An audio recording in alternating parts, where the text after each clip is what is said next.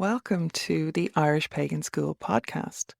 Your hosts are authors and co-founders of the Irish Pagan School here in County Waterford, Ireland, Laura O'Brien and Jon O'Sullivan. Fáilte. Is there a connection between social activism and satire?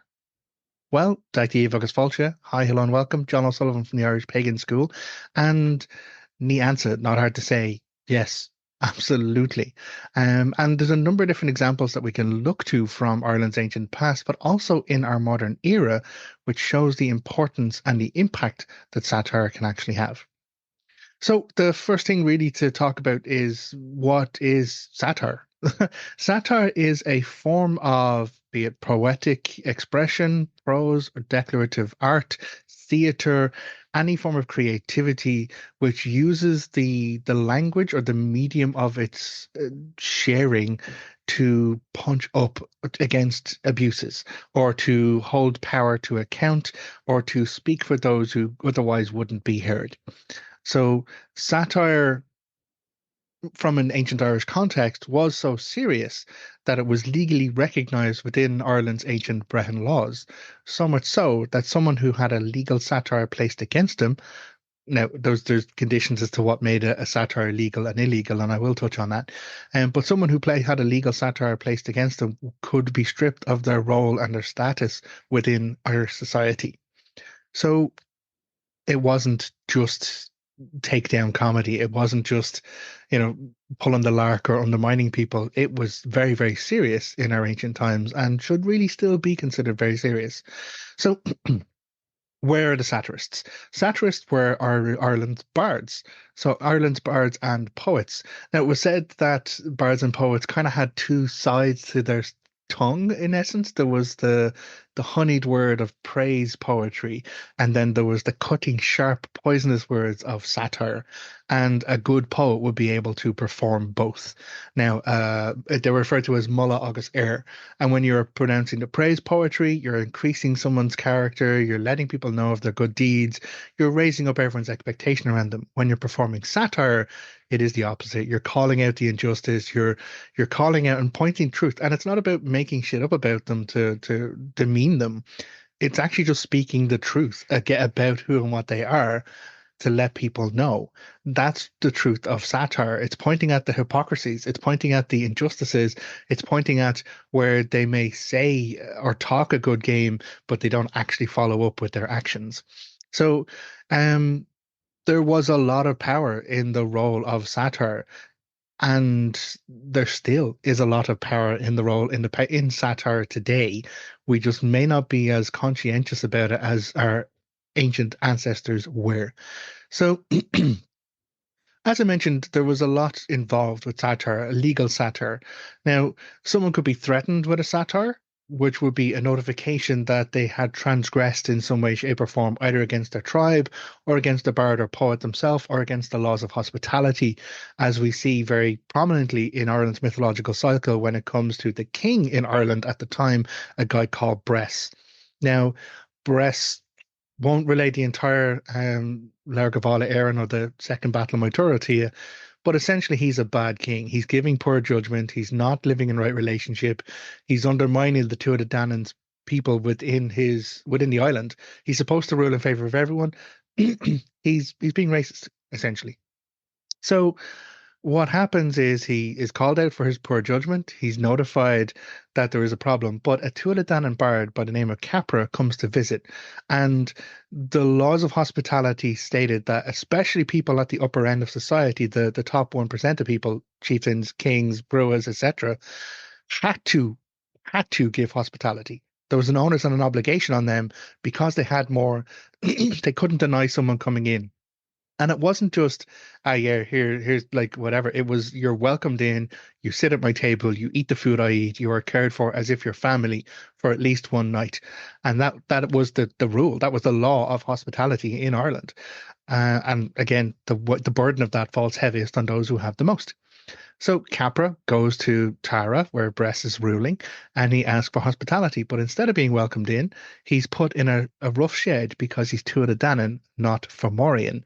He's then given rough blankets, and he says, "What about a meal? I'm entitled to a meal." And they give him some dry biscuits and some water. And this is rough hospitality. This is not the right way to go about treating a bard. And the bards were important because they functioned as memory for their people. It wasn't just, I'm here to entertain you and like, act like a jester or juggler or anything like that. They were there to witness, to record stories, to tell people and entertain people, but also to educate people. So bards were serious business. So Capra's treated very poorly. He then warns Bress, and this is what makes it legal. He warns Bress about the poor hospitality he has received, and he says you have time to make up for that, to make right, the restitution element of it. And he does this publicly. He announces that in front of people, saying, listen, if you do not make right by this injustice, by this breach of our cultural laws of hospitality, I will perform a satire against you. Bress doesn't go with it. Bress thinks he is above all forms of accountability because he is king, but of course he's not. And so he doesn't do anything about it. Capra then times out, like, I think he gives him about a month, or maybe it's a couple of months actually. It's a fair long time. And then he, having no restitution, having no apology, having nothing made right by the harm or the injustice done, Capra performs publicly in Tara in front of everyone, out in front of the entire tribe, and declares that there is no hospitality in the House of Bress. And then this is the narrative. This is the story. This is the word that is carried from Capra to all around the island, because that is what it was done for. It was performed publicly. And so then everyone knew the story of how there's no hospitality in the House of Bress. And Bress, as the leader, king, and chieftain, is supposed to honor hospitality above all other people because he has more than other people. He doesn't. So this, in essence, is the end of of Bress's kingship because of a satire placed against him. It leads to Bress being deposed. It leads to him fleeing out of Ireland. He then goes to the Fomorians, and it kicks off a whole invasion, Second Battle of Moytura. But all of that is because he performed poorly, didn't give hospitality, and a satire held him to account. Now, that's the power of satire in ancient Ireland. That's the power of that toppling kings was what was available, because it wasn't just down to, oh, I called him out, I slated him, and I told him he was shit at his job. It was a public denouncement of someone not keeping in line with the cultural values, the moral values, the social justice expectations of a role that they were there to fulfill. A king or a chieftain wasn't there for their own aggrandizement. They were there to serve the tribe that they ruled over. And so by him not keeping in right relationship, not keeping in those agreements, he violated the justice of the society in which he lived. And so the social justice called for him to be removed. So where does that leave us with this connection now? Is there any more modern examples that we can look to for this impact of satire and its connection with social justice? Absolutely, yes. And you don't have to go far outside of Ireland. It does exist outside of Ireland, but I have some examples speaking from our own people here. Poets, Samuel Beckett, James Joyce, very much known to use their poetry to hold people to account, to hold the power structures to account. But it doesn't even have to be the prose and poetry elements of that. There are even more modern aspects that one can look to, and one that, I talk about quite a bit, and my partner Laura has done in Seed Talks recently, is pointing out something as famous as Dermot Morgan, who created the hugely satirical, amazing TV program known as Father Ted. So Father Ted was a program about Irish priests and the hypocrisy involved in the Irish Catholic Church. And so it's a comedy program that was never going to be aired in Ireland. It was banned in Ireland initially, and they couldn't get funding to do it. And so they went to Channel 4, an English channel, to get funding to produce Father Ted, which they did. And until that time, like when I was growing up in the 80s in Dublin, Catholic Church was not to be fucked with. It was still very, very dominant, very, very controlling on the culture of our people. despite the fact that there was already information coming to light about the abuses of the Christian Brothers, for example, beating on children, or, what later came out was bishops who had multiple families. And what even got worse was then the stories of the paedophilia that had happened, which was covered up by the Catholic Church, and then also the disposing of children in the Magdalen laundries and the Tuam mother and baby home. So there are many, many horrors as yet to come out from the Catholic Church. But long before all of that, we still had an Irish artist, Dermot Morgan, creating this satire, creating this, taking fun, pointing fun at the hypocrisies, calling out the abuses of power that were happening to the Irish people based on this organization which proposed itself to be spiritually enlightened and spiritually guided. So, is there other examples? Yeah, you can go as far as Blindboy. Blindboy, who's one of the founding members of a group called the Rubber Bandits, and they did the same thing. They used their satire to have a go at the Gardaí, for example, the Garda Síochána, which is the peacekeeping force here in Ireland. Now, again, not always keeping in the right side of justice. We have seen in recent years the Garda Síochána being called in for civil disturbances to break up riots, which weren't riots, which were just actually peaceful protests. We've seen the Gardaí being called in to help forcibly evict people illegally from their homes just because the landlord wanted to pull the lease from under them. So there is difficulties within that dominant power structure, which they are working to resolve, from what I hear from people in the family who are in the Garda Síochána. But Blind Boy did take the mick out of the Garda Síochána and allowed for people to look at this very dominant, very powerful body in Ireland and then hold them to account, to laugh at some of the circumstances, and then to say, okay, actually, this is not right. And so by removing the fear, again, Dermot Morgan being able to laugh at the Catholic Church whilst pointing out the hypocrisies removes the fear and the dominance that that organization had on our people, which allowed us to investigate, which allowed us to call out the questions and to hold them to account. Same thing with the Rubber Bandits and going through those processes, and the drug culture in Ireland as well, calling that out and kind of challenging the circumstances around that too. So there is a lot that's involved in satire. It is going after the things that are harmful, hurtful, domineering, or damaging to the tribe, to the community, to the collective. And it's using the power of truth, because that's what it is. It's speaking out truth, speaking out about, calling out the injustices, calling out the hypocrisies, because it's not again about making shit up. It's literally just pointing at it and say, you do realize that this is bad behavior. This is not in keeping with our culture, our expectations, or right relationship when it comes to our people. So satire has always been a function of social justice, because in the absence of legal justice, shall we say? Nowadays, people can go to court, and if you have enough money, you can get off with your drug charge, you can get off with your trafficking charge, you can get off with a sexual violence charge if you have enough clout and enough money. Is that justice? Some people think it is, but that doesn't mean they're above the social justice. And that's why it's so important to speak about those truths, to call it out and to not let it disappear. And the idea of like, oh, well, you don't want to speak ill of the dead. I'm sorry, if the person who died was an absolute shit show asshole abuser, then yeah, we should still remember them as the absolute shit show asshole abuser that they were.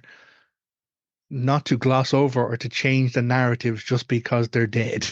That doesn't change anything. We need to remember, we need to be honest, and we need to be brutal and uncomfortable about things at times to say, yeah, here is the hard truth about that individual. Here is the hard truth about that system. Here is the hard truth about an organization dominating and damaging a culture and a people in Ireland. So I will round this off by saying right now in the world, there is a rise of far right fascist mentality. There's a serious amount of damage that is being done by this rise in authoritarianism. And so, satirists, it's now. It's now the time. Absolutely. Use your words, use your like poetry, use your art, use your expressions, use your songs, use whatever you have, use your voice to call out the injustices, to call out the hypocrisy, to point at the misinformation and say that is a lie. And don't be afraid about it because you're doing a service not just to you, but to everybody. Now, I will add, some people are going to be disadvantaged when it comes to speaking truth and like speaking truth to power. I'm a cishet white guy. I'm not the target. So it's easier for me. And so the onus is on me to do more work and to call out those kind of things because I'm not the minority being targeted here. So what I will say is anyone who's not safe to do so, please look after yourself. I'm not saying that everyone has to go out and put their bodies on the lifeline, their home, their safety and security on their lifeline on the line here. But what I'm saying is those who can should, because with the rise of all of this harm and the rise of all of this hate, the place of satirists is so crucial nowadays. So do what you can wherever you can. Even it's a sake of, create a pseudonym, create someone that you write under, and then, find ways. There are ways to post anonymously on the internet. I'm not an education on that, and I probably wouldn't be educating people in a recorded video like this anyway if I was. But it is about sharing those narratives, raising the voices of those satirists because they're the people who can have the impact and allow us to laugh at those in authority, allow us to laugh and undermine those who want to bully us, who want to target us, who want to put us in a state of fear.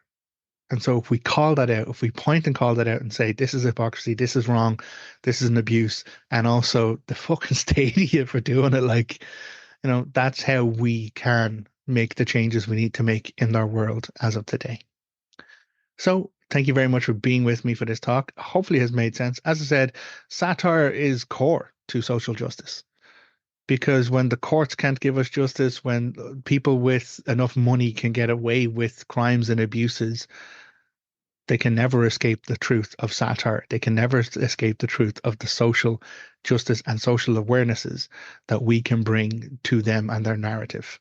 So until next time, look after yourself. And oh yeah, don't forget a whole lot of free more resources. Check out more videos here. Go to irishpagan.school/free for over a year's worth of free content on Irish paganism, spirituality, history, mythology, and culture, and so much more. And as ever, do look after yourself and take care. Slán. Goodbye. If you enjoyed this podcast, please leave us a positive review in your podcast listener. Then head over to irishpaganschool.com and enroll in one of our free or paid courses. Slán go fóill, and we will see you next time.